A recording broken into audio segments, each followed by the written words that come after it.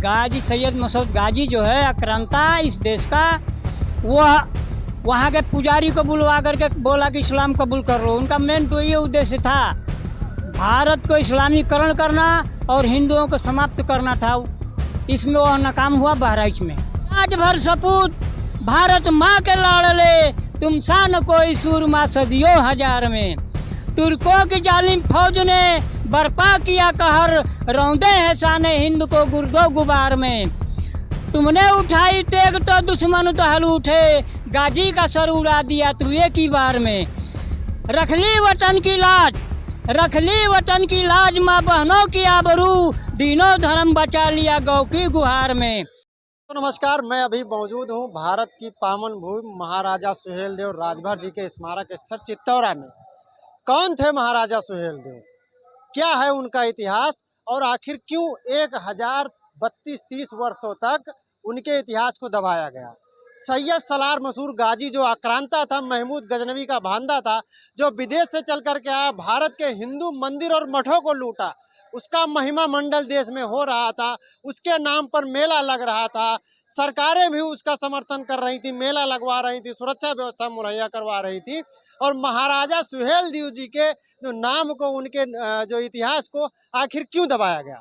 हमारे साथ दादाजी मौजूद हैं, बहराइच से हैं, काफ़ी जानकार व्यक्ति हैं और महाराजा सुहेलदेव जी के बारे में हम जानेंगे। दादाजी क्या नाम है आपका? मेरा नाम रामायण राजभर है। हाँ। मैं आप ये बताइए, आप कहाँ से हैं पहले? मैं इसी जनपद बहराइच, ब्लॉक विशेषरगंज, ग्राम सभा बालापुर कम्युनिस्ट नगर। क्या पढ़ाई लिखाई आपकी है, ये बताइए। मेरा पढ़ाई लिखाई इंटरमीडिएट हिस्ट्री से है। महाराजा सुहेलदेव जी कौन थे, क्या थे? हाँ, महाराजा सुहेलदेव जी के बारे में जरा बताइए दर्शकों को हमारे। मैं कविता के माध्यम से थोड़ा सुना देता हूँ। हाँ, भारत भूमि को जिसने लहू से सींचा, उसके इतिहास का पन्ना दबाया गया। जितने आए विदेशी लूटने देश को, उनका इतिहास लिखकर पढ़ाया गया।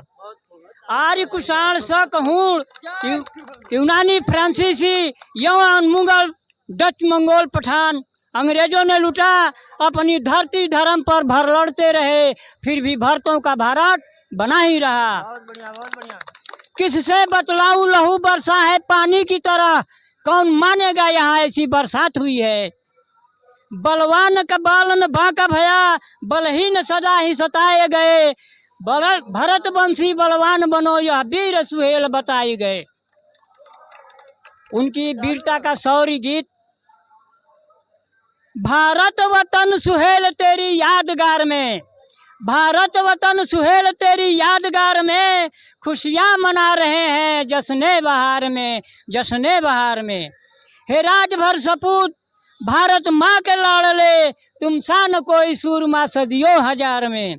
तुर्कों की जालिम फौज ने बर्पा किया कहर, रौंदे हैं शाने हिंद को गुर्दो गुबार में। तुमने उठाई तेग तो दुश्मन दहल उठे, गाजी का सर उड़ा दिया तू एक ही बार में। रख ली वतन की लाज, रख ली वतन की लाज, माँ बहनों की आबरू, दीनों धर्म बचा लिया गौ की गुहार में। तू राजभर के शान को लहरा दिया परचम, रुतबा बुलंद कर दिया दुनिया दयार में। अलहे वतन पे हो गए, अलहे वतन पे हो गए जो राजभर शहीद, मेले में महफिले हैं उनकी यादगार में। अफसोस अफसोस ऐसी नस्ल का अब हाल क्या हुआ, सोए पड़े थे बेखबर कैसी खुमार में। शोले जगा दे सीने में, बाजू में ताकते, नस नस में भर दे बिजलियाँ लहू के धार में। फिर से उठे ले हौसले, कुछ कर दिखा दे हम, अपनी जगह बना ले फिर अगली कतार में। हे शेर हिंद, हे शेर हिंद हर सबा, रामायण का नमस्कार, तुझको सजा रखा है दिल के तार तार में, दिल के तार तार। बहुत खूब, बहुत खूब। दादाजी, जिस तरह से महाराजा सुहेलदेव गाजी को मारा था और गाजी का महिमा मंडल हो रहा था, महाराजा सुहेलदेव के इतिहास को दबाया जा रहा था, क्या कहेंगे इस पर? इस पर हम यही कहेंगे कि सबसे पहले कांग्रेस का शासन था। अब कांग्रेस की वंशावली अगर हम ढूंढ लेंगे ना, तो हमको मालूम है एक गयासुद्दीन के वंशावली के हैं। ये सिंध प्रांत के रहने वाले गयासुद्दीन थे, जो दिल्ली में आकर के और अजाय भवन में जाकर के गंगाधर पांडे के नाम से उन्होंने अपने को निवास स्थान बनाया। उन्हीं के वंशज में 3 लड़के हुए थे। उनके गयासुद्दीन के 3 लड़के, नंदलाल, बिरजलाल और जवाहरलाल के बाप का नाम वही मोतीलाल नेहरू था। उनके वंशावली में नंदलाल जी का तो एक वंश चला। उसके बाद जो है जवाहरलाल का समय आया, उन्होंने वक्फ बोर्ड गठन किया इस देश में। वक्फ बोर्ड का मतलब हुआ कि कहीं भी ग्राम समाज की ज़मीन पड़ी हो उस पर कब्जा करो, चादर बिछा दो, उस पर ताजिया फेंक दो, उसको कब्जा करो, या नजायज़ जगहों को आप उस पर कब्जा करिए। इस तरह से वक्फ बोर्ड के वजह से इसी देश में हिंदुओं के लिए कहीं भी कब्रिस्तान या मुर्दा घाटी नहीं है। हम यहाँ बहराइच में अपने अपने खेतों में लाश को जलाया जाता है, लेकिन उनकी व्यवस्था वो थी। इस तरह से इतिहास को दबाते दबाते कौन पूछता है जब उनका इतिहास, जैसे मेला मुगल शासक में जब मेला लगने लगा गाजी जी का, तो अब यहाँ एक आक्रांता का मेला लगता था, लेकिन उसका कोई विरोध नहीं करता था। फिर उसके बाद जो है सरकारें बदली, सपा भी आई, वह भी वकालत करती थी, बहुजन भी आई, वह भी इस पर कोई ध्यान नहीं दिया। हम लोगों ने इतिहास को ढूंढते ढूंढते ढूंढते इसको वेद पुराण से लेकर के और जितने गजेटियर्स थे देश के, हमारे इतिहासकारों ने बहुत ढूंढाई किया है। 15 वर्षों तक ढूंढाई करने के बाद हम लोग विदेशों तक के अपने इतिहास को लाइब्रेरी में ढूंढा है, लंदन तक के। नेपाल से इतिहास लाया गया है, जो इनके वंशज वहाँ चले गए थे, उनका भी इतिहास हम लोग लाए। तो सुहेलदेव जी का इतिहास दबा दिया गया था, इसलिए कि वह हिंदू थे और ओछी जाति, जिससे कि छोटी जाति कहे जाते थे, आदिवासी थे ना, जनजाति में आते हैं, तो इसलिए इनका इतिहास दबा दिया गया कि कहीं ये ऊपर न हो जाए।